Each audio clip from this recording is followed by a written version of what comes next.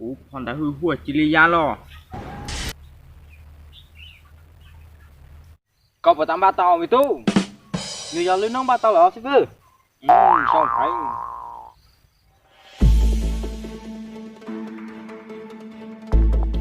Chúa con dâu. Boleh tak sư phụ? Oh, sư phụ. Chúa con dâu pakai homo mà. Tình mùa. Oh, lu tahu.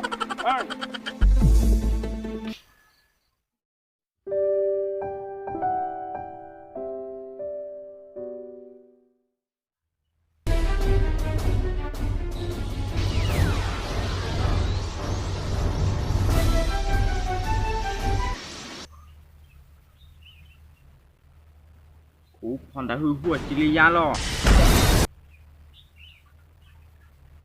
Ủa, còn đã khởi công nó.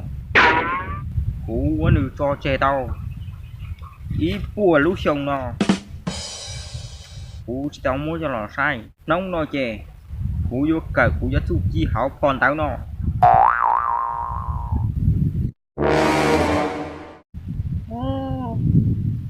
Chả sao thì nó không mua ý chăn đà nữa dù cả cho khai công là chả dù yếu chúng mình đào thì thành tỏ chế của mình đàn đầu ôi chà sao nó theo chữ mua ý trăm mũ thế ý sao tàu thế mà cho nó chỉ cũng một tất tà đấy nó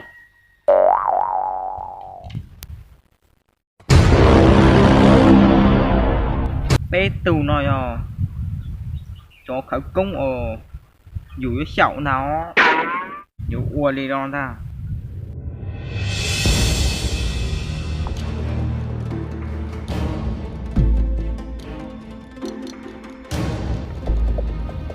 không phải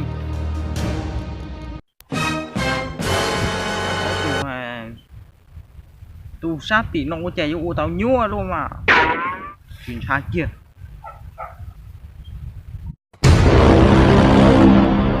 ô lại nó là cũng một lao tù thưa tù ấn tên mà chỉ nhúa tua rù tôi chỉ tại nhúa rù đó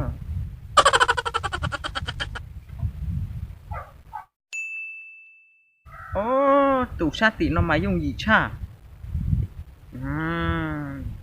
ô tù sát tỏ nó là cu dùng gì ý ạ thiệt ô cho sẵn trọng ủ sẽ xử chả tụi tính nó chè nếu có xử đó ôi chà ó tụi sát thì nó mỗi nghề pưng sát chè củ mỗi nghề ôi xử cái lên tụi đánh gà thế chứ ôi con đã khẩu công nó lạ đó Oh my god. Ôi chà tụi nó pưng kiềm tính tiệu sát chè mà to cú con đã phải công này yếu chủ chỉ mua cho pưng sát chè cho nó bao trả đâu nè con đã khởi công chè trả lấy nó thôi trả nó chè dù yếu một xí o lưu hậu nó thôi dù yếu xí trời o tụi sát thì nó nào tụi họ cá rò chè nhờ ua phên à nhờ là họ tụi sống đây rò chè biết tê sư đến nó ua phên nào rong còn đánh vừa nó là như mưa tàu xịt chè còn tại họ nó ua trời chứ có hậu chỉ tìm mùa gì đó tìm mùa mà hơi chỉ bỏ hậu nha chỉ tìm không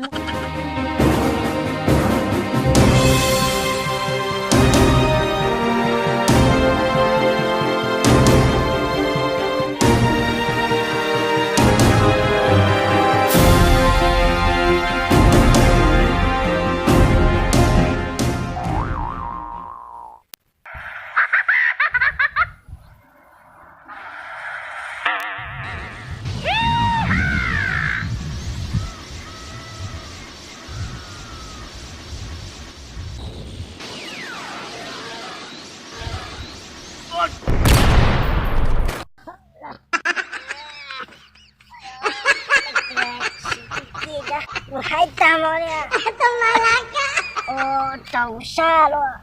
À. Ôi. Chặt, sư hãy tầm mà. Ôi, chỉ muốn nói xem được cả cuốn từ lươn nó. Nhớ rồi sư phụ. Có tua lò mi tu. Tua sư phụ. Ô lê có tua là nó mua hao lự đã chưa mi tu. Sư phụ. Tuy hỏi ta cũng trò tỏ cái tòi cũng bỏ có ô lớp tụi chi trò tòi. Trò cũng nào. Cú hoa chuyện sĩ tu chi có tua hao lự đã chi tỏ mà. Cứ tôi muốn là đâu cho cái tao mới cái tỏ sợ sư phụ. Ok. Thầy bà ta cú ở tu chi chọc có lúc thu theo lý đủ ta sự có bây giờ. Chạy gió hả sư phụ? Ta thì chả được. Cú thó gì nữa, cú tù ở sư phụ hai chỉnh sĩ tu chi chè. Có họ tuột cho đó chè chọc có là có thó có dạ lúc gì phụ đó sư phụ Chưa chạy ra sư phụ. Đó chỉ cú xa tìa cú bỏ có sư phụ cho tôi chỉ cú rong cao chạy. Xa sẽ có sư phụ sẽ có cả cú lộ có ít tù lưng nóng nó. Mày tu có tuột thó cú có ủa cúi từ lưng nóng nó Rồi sư phụ.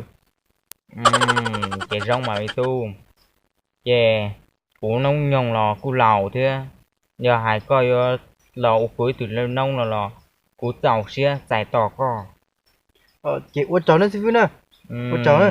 Chiều cha mày tu bị hai tia cú lò nóng nhông tí lầu rò lại thế cú mua ốp của tại xong lại thế nào mà nhà có tù mày tu có xá cận nó lò can tù có sáng dân gió tua đó có sáng gió tua về trong cận du ấy cú mà lên nhóc bé tỏ có cú mà thiệt có Linh đó là sư phụ. Chị can tù tại cái cú sáng gió tôi phải ở trong cận du à? Can tù sáng gió tua về trong cận du ấy cú mà thiệt cú giá du chi cho co Linh đó chị uống cháu nữa sư phụ nè. chiều cha mày tu Chị sư phụ tôi lên nọ xe của mua lưỡi chị của một chơi cam được cũng là sân gió tôi phải ở trong cả tôi có mặc theo tôi chỉ cũng là sư phụ nè.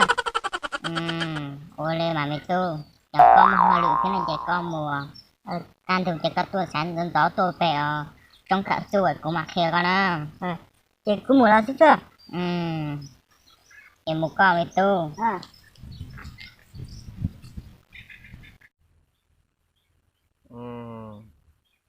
dù nông nhông nó cú lầu thì do hai tia tụi mi tú nó nếu họ mua lú xía cỡ chu nó chè cú mà họ được thiên nữ ta chỉ cú nhục của sao thao lú của phê nó thế xứ nó cú là cú chỉ chạy ra chỉ thế chạy dù ở trong các mùa sầu đua dù cho tu chi hậu ở phong tới khởi công giờ lại cú phong tới hư hùa chơi lia lo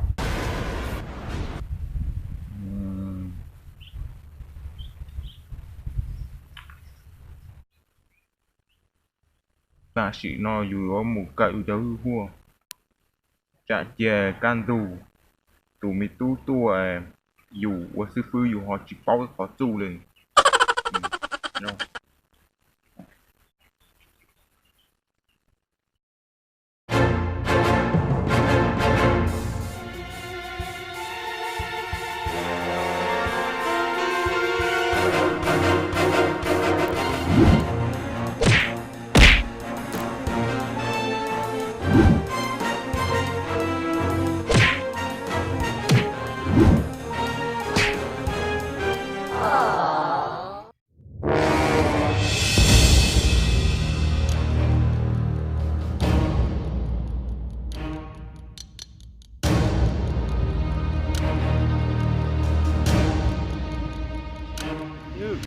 người giàu lưng nóng tốt rồi đó. có tôi trò là mày tu Tốt rồi đó sư phụ. tôi trò chè rong Sư phụ, anh nhớ lịch ta chỉ nói cốc của tao. Ba tao khai có cho tôi chỉ được cú à sư phụ ba tàu là mi tu nó là sư phụ ức pi cọc cái cú tàu sư phụ ạ chẳng nó biết kia tàu có phải tám ba tàu mi tu người già lớn nông ba tàu là sư phụ sao phải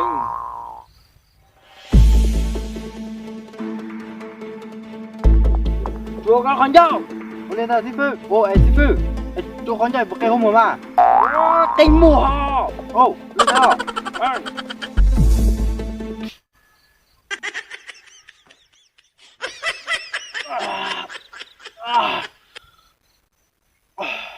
của cá đi à ô cá cha nó mòn theo sư phụ cá lò ô cá gì nhìn nó chỉ có tàu cú chó khởi cứu à chị sư phụ cú tàu có khởi công lại cú có xí đi chả nó có xí nhà cú đó chị cú mà ui lúc kia có tài chỉ có mà xí cú sau ô lên nào sư phụ chị biết tu chẳng nói có sáng là nhớ là nó sư phụ quấy tèกันchị đó ô lên nào sư phụ nhớ là nó biết tu giờ giống chả có bỏ đó ô lên nào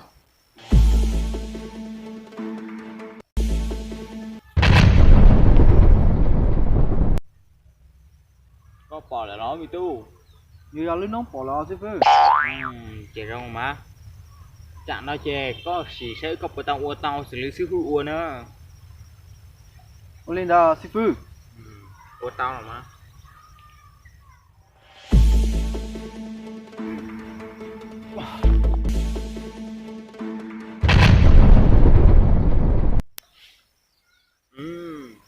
của tao rong hành mày tu chị người già sao khởi công vậy sư phụ thế hả ô nhìn nó chỉ có tay kia à sư phụ thế à nhiều giờ tua lên từ tàu dạng cầu nhở ô cũng chỉ là sĩ tuần này à cái con cỡ lỗ chết sư phụ khởi công chế cỡ nó tuổi rồi khanh ra what anh nhớ là cỡ lỗ tôi khách nào chỉ dùng tua tông này à tuần này à như là sư phụ ua lên nó chơi nhiều giờ sĩ nhiều giờ sĩ tua này nhiều giờ ô chỉ tao à cái sĩ yêu chăm à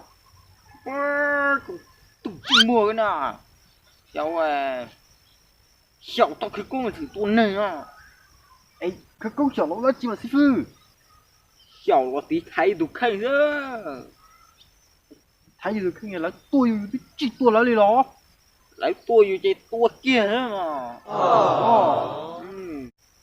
ô sư phụ anh chị mà nhớ là nhiều giờ sầu tao nhiều giờ sợ giả cỏ thế à nhiều giờ bụt tua tao có mà con thỏ tua nhiều giờ tôi sợ giả cỏ này chạy sự cú con tới tua cú nào nhiều giờ nó sáu bao thì nhiều giờ hai đua con là chỉ nhiều giờ chỉ chuột con là ô sự qua chè bao chè cú chè kia con sao chưa sư phụ sư chỗ sư phụ chè ta xử lý nó cái chè nhìn nó có cả tao chè không ra cho một tí thái cả tục khanh chỉ sống cho một xí uốn đầu đi á đi nào sư phụ xin chỉ đồ nữa